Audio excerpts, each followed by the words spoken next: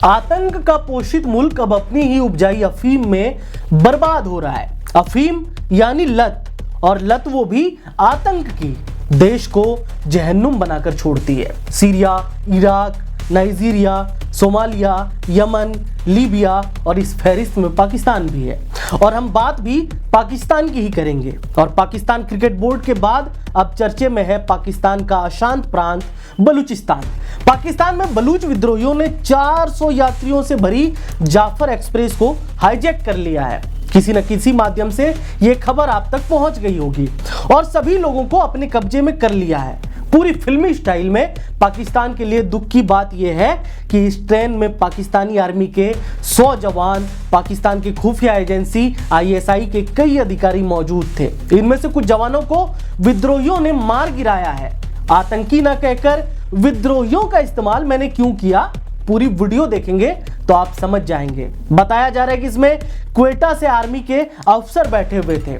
क्वेटा पाकिस्तान के प्रमुख सैन्य ठिकानों में से एक है। भले ही यह हादसा असल में हुआ हो, लेकिन इससे पहले हमने ऐसी घटनाएं फिल्मों में ही देखी है। आपने भी देखी होगी। जवान फिल्म याद है ना, शाहरुख खान की, जैसे मेट्रो को हाईजैक किया गया था ना, उसी स्टाइल में ट्रेन को हाईजैक कर लिया गया है। एक और फिल्म आई थी किल, हाल ही में आई है, और उसमें ट्रेन को हाईजैक करते हुए दिखाया गया था। आपने किसी न किसी तरीके से ये दृश्य आप तक पहुंच गई होगी। पूरी फिल्मी स्टाइल है। अब मैं आपको पूरी कहानी और क्या क्या रिपोर्ट है वो आगे बताऊंगा। नमस्कार, मैं प्रेम, आप देख रहे हैं द इनसाइट।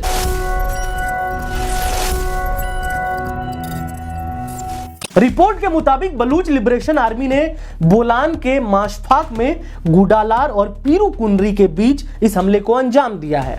यह पहाड़ी इलाका है जहां 17 सुरंगें हैं। इसके चलते ट्रेन को धीमी स्पीड पर यहां चलाना पड़ता है। इसका फायदा उठाकर BLA ने ट्रेन पर हमला किया। सबसे पहले बलूच आर्मी ने माशखाप में टनल नंबर 8 में रेलवे ट्रैक को उड़ा दिया। इससे जाफर एक्सप्रेस डिरेल हो गई। इसके बाद BLA ने फायरिंग शुरू कर दी। फायरिंग में ट्रेन का ड्राइवर भी घायल हुआ है। BLA यानी बलोच लिबरेशन आर्मी। इस ट्रेन में सुरक्षा बलों के लोग, पुलिस और ISI के एजेंट सफर कर रहे थे। सभी पंजाब जा रहे थे। इन्होंने BLA के हमले का जवाब दिया, लेकिन BLA ने ट्रेन पर कब्जा कर लिया। इस दौरान खबर यह है, रिपोर्ट बताती है कि 11 सुरक्षाकर्मी मारे गए। घटना की जानकारी मिलने पर पाकिस्तान आर्मी ने BLA पर जमीनी फायरिंग की और हवा से बम भी बरसाए, लेकिन BLA लड़ाकों ने किसी तरह आर्मी के जमीनी ऑपरेशंस को रोक दिया। इसके बाद पाकिस्तान आर्मी ने तुरंत इस इलाके की ओर एक ट्रेन को भी रवाना किया है, जिसमें मदद के लिए सैनिकों को भी भेजा गया है और हमारे रिकॉर्ड करते तक पहुंच चुकी होगी।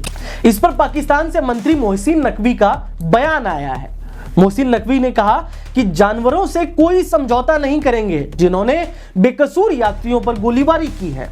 अब दोस्तों, आपके लिए जानना जरूरी है कि जिसने इतने बड़े घटना को अंजाम दिया है वो बलूचिस्तान लिबरेशन आर्मी आखिर है क्या। दरअसल बलूचिस्तान में कई लोगों का मानना है कि भारत पाकिस्तान बंटवारे के बाद वे एक आजाद देश के तौर पर रहना चाहते थे, लेकिन बिना उनकी मर्जी से उन्हें पाकिस्तान में शामिल करा दिया गया था। ऐसा नहीं हुआ। इस वजह से बलूचिस्तान में सेना और लोगों का संघर्ष तभी से अब तक जारी है। BBC के मुताबिक बलूचिस्तान में आजादी की मांग करने वाले कई संगठन हैं, मगर बलूचिस्तान लिबरेशन आर्मी यानी कि BLA सबसे ताकतवर संगठनों में से एक है।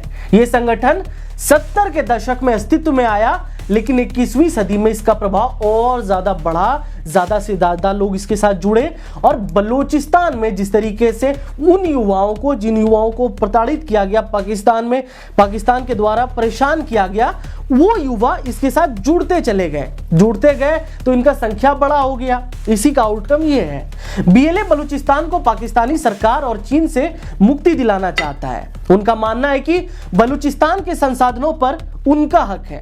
पाकिस्तान सरकार ने बलूचिस्तान लिबरेशन आर्मी को 2007 में आतंकी संगठनों की सूची में भी शामिल कर दिया था। अब आप समझ चुके होंगे कि मैंने विद्रोही शब्द का इस्तेमाल क्यों किया था। इस पूरी खबर की कहानी यह है कि बलूचिस्तान में पाकिस्तान ने खूब जुल्म किया है। कई रिपोर्ट में आपको कई किस्से पढ़ने मिल जाएंगे, लेकिन कहा जाता है अति सर्वत्र वर्जयेत, और अब पाकिस्तान का अति उसे बर्बाद कर रहा है और यही बर्बादी की ये पूरी कहानी है। आप इस पूरी घटनाक्रम पर क्या सोचते हैं? क्या पाकिस्तान में जिस तरह के हालात बने, जो पाकिस्तान आतंक का पोषित था, अब खुद आतंक की मार झेल रहा है? इस पूरी स्क्रिप्टिंग का सार यह है कि अन्याय ज्यादा दिन तक नहीं टिकता है। आप इस पूरी कहानी को लेकर क्या सोचते हैं, कमेंट बॉक्स में बताइए। तब तक के लिए नमस्कार, जय हिंद।